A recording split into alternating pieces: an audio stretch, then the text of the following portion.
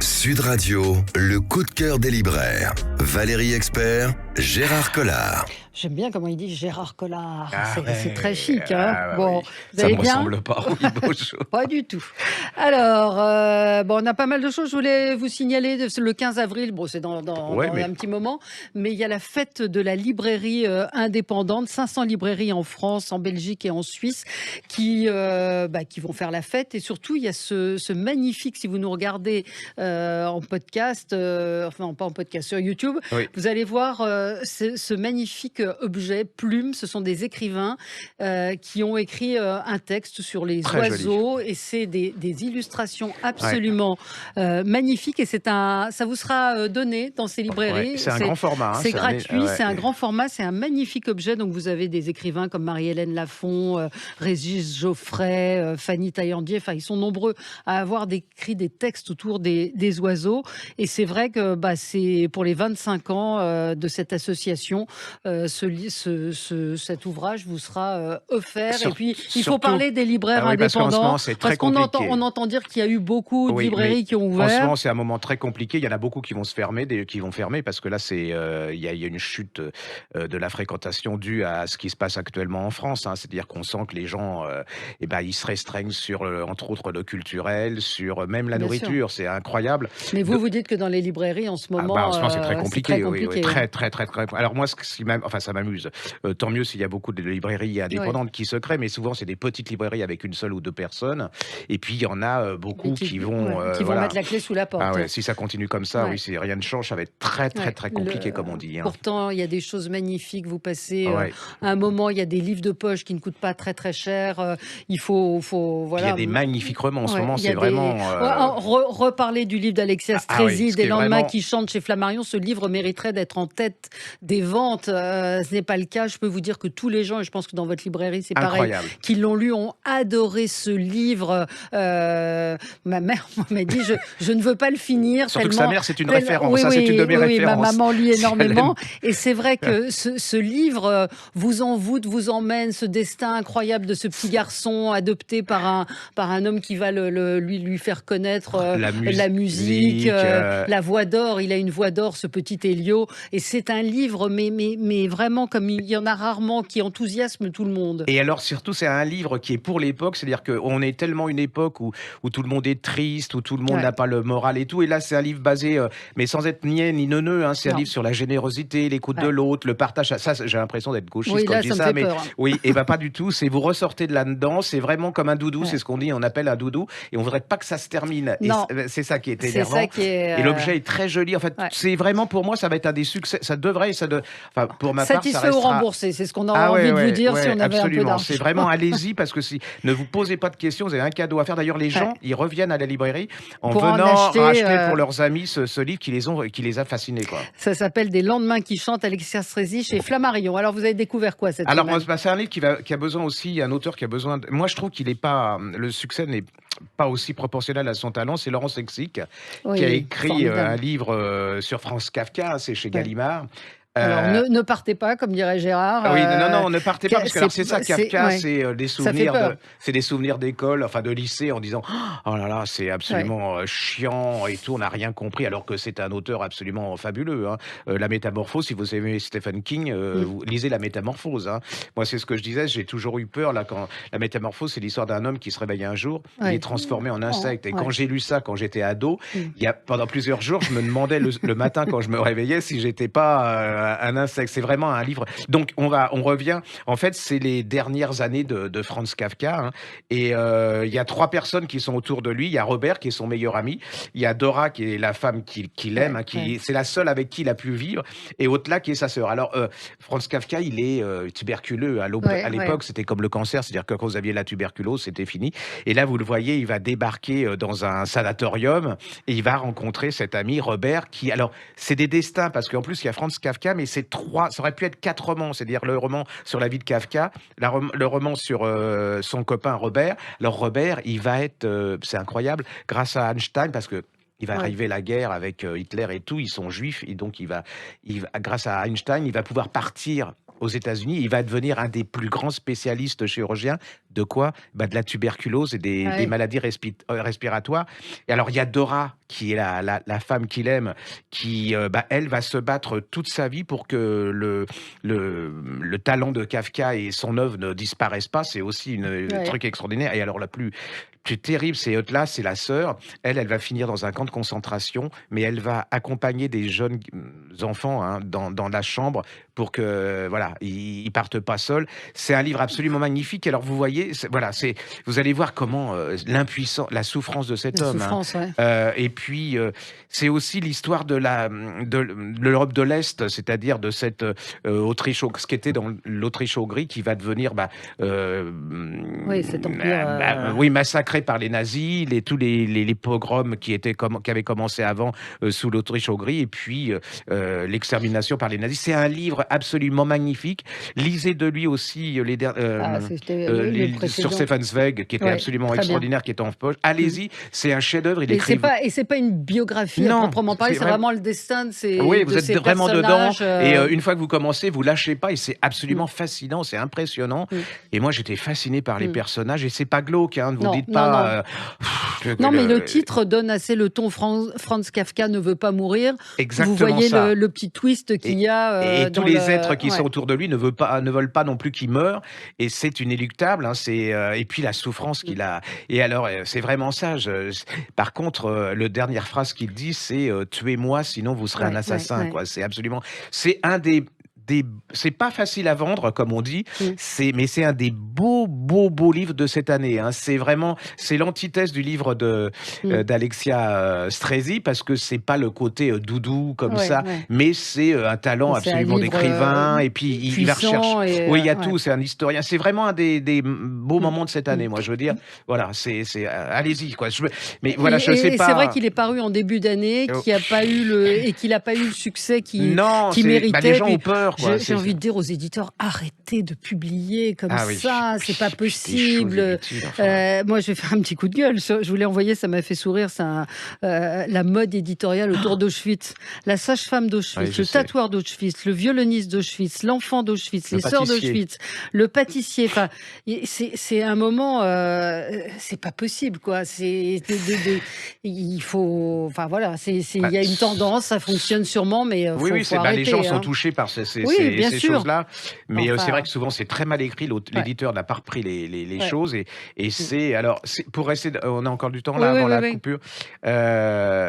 Alors, vous allez me tuer, mais parce qu'on n'est pas loin d'Auschwitz, mais c'est un énorme... J'attendais ce bouquin parce que je savais qu'il existait. Il était paru il y a quelques années. J'avais pas eu le temps de le... Non, mais il y a des choses très bien, mais c'est vrai que le petit bout de la lorgnette à chaque fois... Et là, c'est Heinlein, ça s'appelle Jusqu'à la chute, mémoire de la majordome d'Hitler. Ah oui, je l'ai vu, j'avais très envie de le lire. C'est absolument fascinant. C'est-à-dire que c'est cet homme, il est... c'est celui qui a été son majordome pendant 10 ans. Oui, mais alors il est... Pour Hitler, c'est un homme sans importance. Hein. C'est-à-dire qu'il est toujours là, il va le servir. Il est plein d'admiration par Hitler. Hein. Pour Hitler. Il va être le dernier à partir dans le blockhaus, dans le bunker, quand Hitler va être tué. C'est lui qui, je pense, en partie va l'arroser, va faire organiser sa crémation. Et là, vous avez Hitler au quotidien. C'est-à-dire... Et alors... Oui, parce qu'il dit le Führer était le plus souvent assez mal habillé pour 2 raisons. D'un côté, il estimait n'avoir pas besoin d'une présentation extérieure coûteuse. De l'autre, il refusait tout ce qui l'engonçait. Je me fais l'effet d'un pendu lorsque mon col de chemise et Alors, c'est pas l'histoire, c'est pas de rendre Hitler sympathique du tout. Non, surtout. C'est surtout pas ça. Mais et c'est un livre qui est paru, je crois, dans les années 80. Absolument. Et qui avait disparu, on pouvait pas le... Et là, vous avez vraiment et puis alors, vous avez toute cette cour autour, et puis vous voyez comment ils se haïssent entre eux, comment Bormann a haï. Lui, par exemple, il a un mépris absolument incroyable, comme Goebbels pour Bormann. Vous avez les derniers jours de Hitler qui sont absolument apocalyptiques. Parce qu'il lui demande il lui dit voilà, je vais me tuer. Tu vas prendre nos corps, tu vas les brûler. Oui, absolument. Et c'est à lui qui demande ça. Qui fait ça. Et alors, en plus, là, on voit que Hitler, en fait, n'a pas de mépris pour cet homme, mais c'est quelqu'un sans grande importance pour lui. C'est vraiment incroyable. Et il va être arrêté par les Soviétiques. Et les Soviétiques... Il restera en prison jusqu'en 1955. Ouais. Et alors, c'est un faux cul aussi, parce que, comme il dit, il savait rien sur les camps de concentration. Hein. Mais il restait jusqu'à la fin un admirateur, quand même, de Hitler. Pour lui, c'est assez incroyable. Non, mais ça, c'est un document historique. Et ça se lit, mais moi, j'ai été passionné. Alors, il y a un moment, j'avais honte, parce que je me dis, il y a un côté voyeur. ailleurs, mais je vous laisse. Oui, mais ça nous permet de toucher le bonhomme, enfin le diable, quoi. La personnalité d'Hitler. Et de l'entourage aussi. C'est vraiment un grand bouquin. Hein. Heinz Linge, jusqu'à la chute, mémoire d'un majordome d'Hitler, et c'est présenté par Thierry Lenz, formidable historien, directeur général de la Fondation Napoléon. C'est aux éditions Perrin. Que vous dire Je suis tombé amoureux de cette couverture. Oui, la couverture est super. Franchement, j'ai envie de le lire. Parce Les mauvaises épouses, c'est chez Albin Michel de Zoé Brisby. Ouais. Alors, c'est les années 50, là, le maillot un peu à la Marilyn Monroe.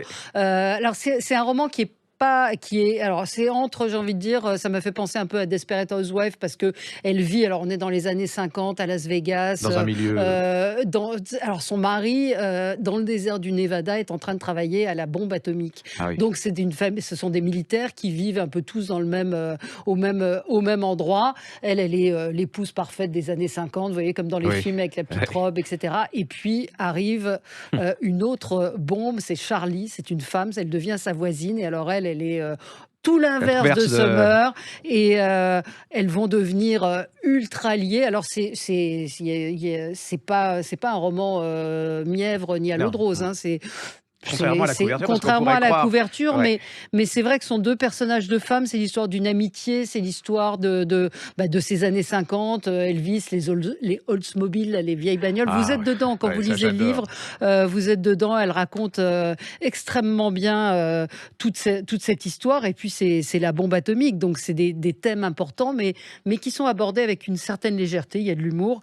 Là aussi, vous passerez un bon moment. Les mauvaises épouses de Zoé Brisby. C'est chez Albin Michel, The Summer, qui se lie d'amitié de cette fille absolument dingue qui s'appelle Charlie. Il y a aussi du Thelma et Louise, je trouve, dans ça. C'est important, hein, on dit la couverture.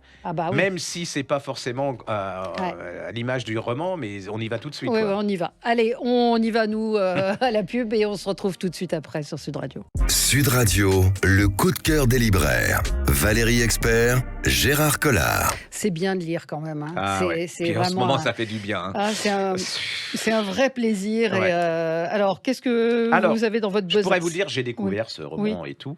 En fait, c'est les jeunes lecteurs et les jeunes lectrices qui nous ont fait découvrir ce bouquin. Et ma collaboratrice qui s'occupe du rayon enfant, ça s'appelle Anatomie, Love Story de Sana Schwartz. Et c'est chez Albin Michel. Et alors, c'est de la folie. C'est le premier tome. Alors, c'est l'histoire on est au 19e siècle, milieu 19e siècle, en Écosse, à Édimbourg. L'histoire d'une jeune fille. Elle fait partie de l'aristocratie. Elle a son plan de carrière. Hein. Ses parents ont décidé pour elle. Elle va se marier avec un de sa classe. Elle va devenir, je sais plus quoi, vicomtesse, tout. Tout est parfait, sauf que le problème, ça marche pas comme ça. C'est elle veut devenir chirurgienne. Elle est passionnée par la médecine. C'est le genre à ouvrir les très grenouilles. Beau, la couverture est magnifique. Magnifique, absolument. J'ai mis longtemps à me rendre compte, mais en fin de compte, c'est très très bien fait. C'est très bien fait. Donc cette jeune fille, elle est et alors les parents, c'est pas possible, quoi. Et puis elle va se cacher parce que quand on est jeune femme, qu'en plus on est aristocrate, on ne fait pas d'études de médecine. 18, et une femme, c'est pas. Donc elle va se cacher. Et là, elle va rencontrer ce qui existait beaucoup à l'époque, c'est des déterreurs de cadavres. C'est-à-dire que pour la dissection, on avait besoin de cadavres. Hein. Et là, elle va rencontrer, c'est une sorte de love story, c'est pour ça, mais c'est très très bien fait. Elle va rencontrer un déterreur de cadavres. Mais oui, c'est ça, et elle va tomber donc elle va apprendre l'anatomie avec lui, c'est ça? Elle va, oui, enfin, je peux pas vous le. Vous ne pouvez pas raconter, d'accord. Voilà, je peux pas vous raconter, mais alors en plus c'est tout l'Écosse, c'est le brouillard, les cimetières, et puis dès la première page, les premiers chapitres, il se passe quelque chose. C'est-à-dire qu'il y a deux gamins qui déterrent un cadavre, et là il y en a un qui est surpris avec trois hommes assez bizarres, et on voit le coup de couteau qui se lève. Qu'est-ce qui se passe? Voilà, il y en a un qui s'échappe et pas. C'est toute l'histoire de ces jeunes femmes. Ça existait quelque part, ces femmes qui ont été forcées de se cacher pour être chirurgiens. Et puis c'est l'Écosse, c'est le 19e siècle, c'est un côté gothique, c'est-à-dire et c'est de la folie. C'est-à-dire que c'est pas qu'à partir de quel âge? À partir de 13 ans, 13-14 ans. Et là, c'est de la folie. Ils attendent le deuxième tome, ils en peuvent plus. Ils nous cassent les pieds, mais moi, comme je leur dis, c'est pas moi qui l'écris, ni qui l'édite.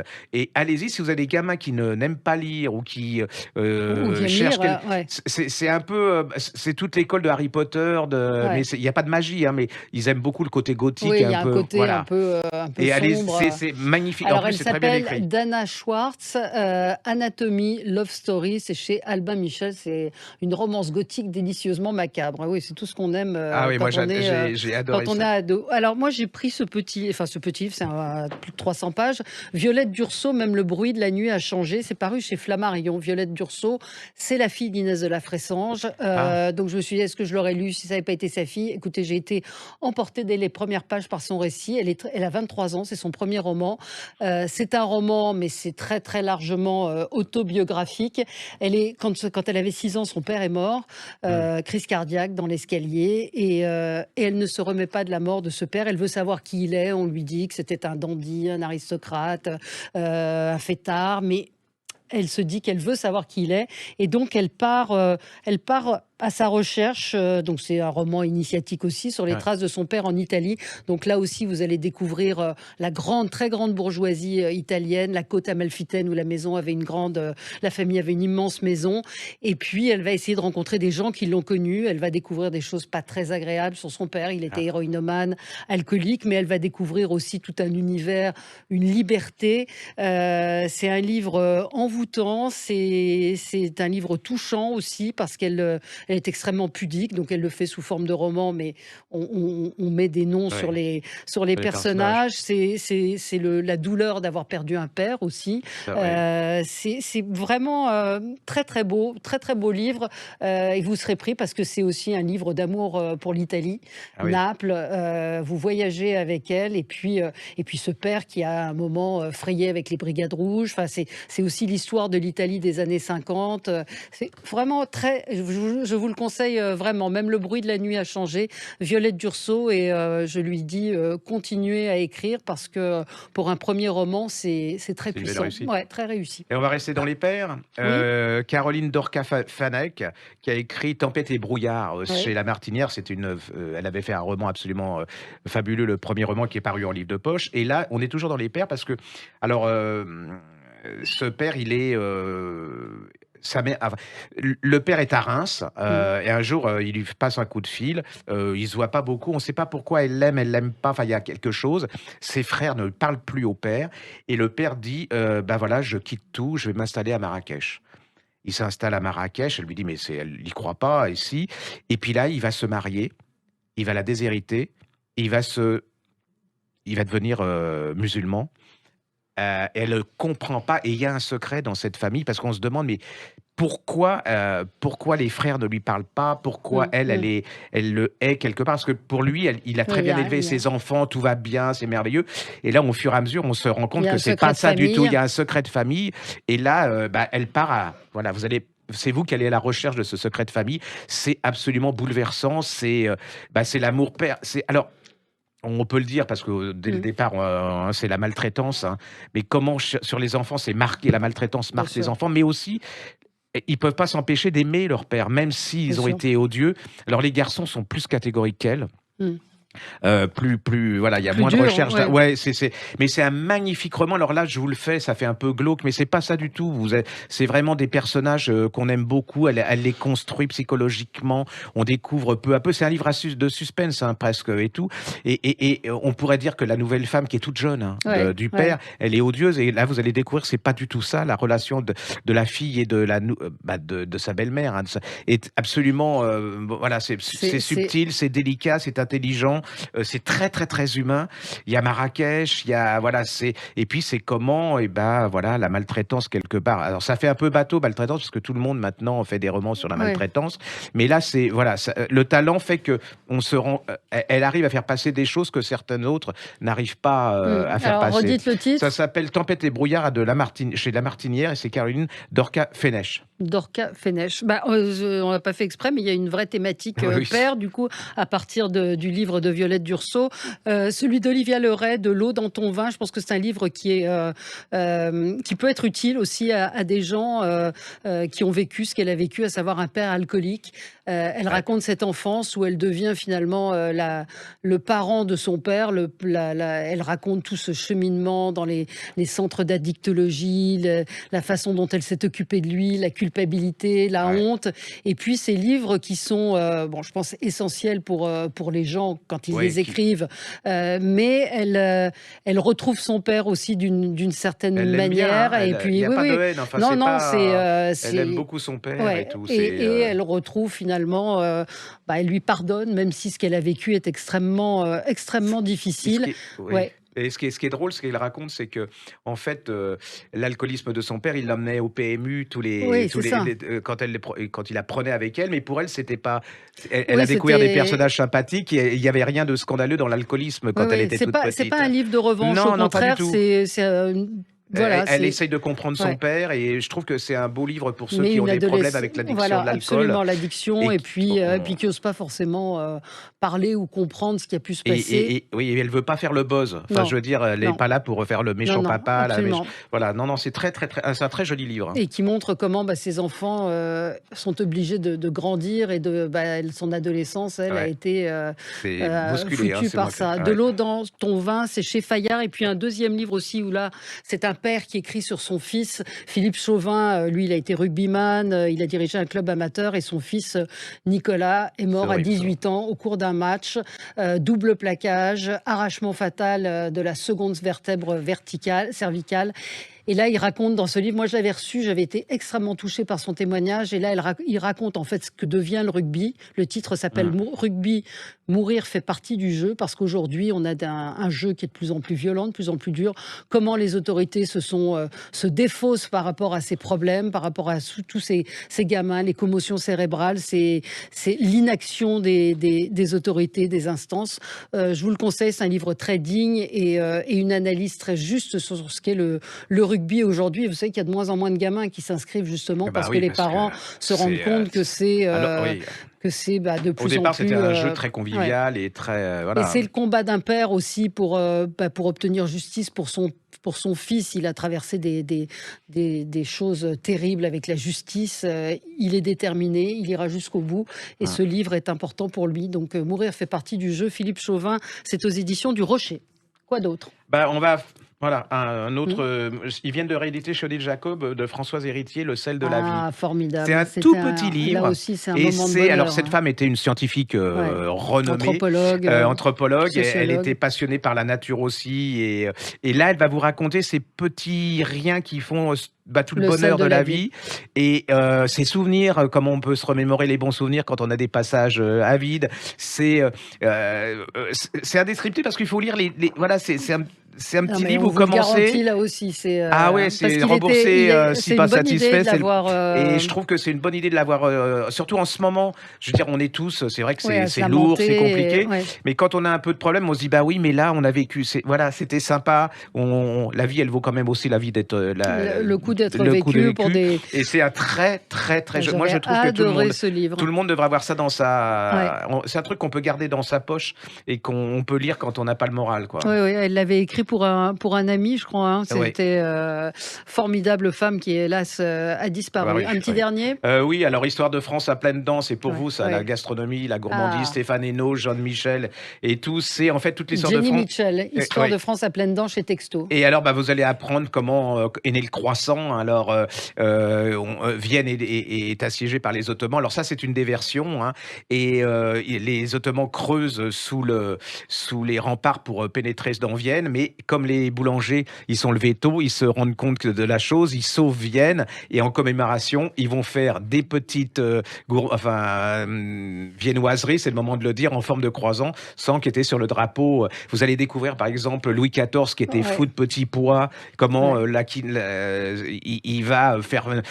En fait, il va faire planter des choses quand c'est pas l'heure de la nature. C'est pas la saison. Voilà, oui, c'est ça. Et donc, c'est absolument incroyable. table féodale.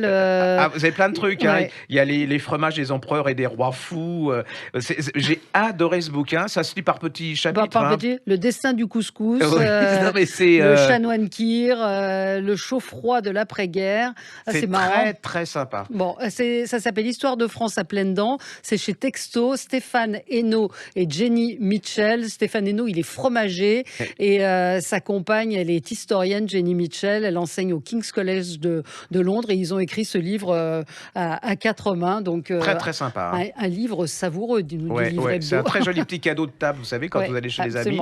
À offrir, voilà. sympa. Ouais. Merci Gérard. On se retrouve la semaine prochaine, évidemment, sur le podcast ou la chaîne YouTube. Vous pourrez voir les couvertures très belles cette semaine de tous les livres, absolument.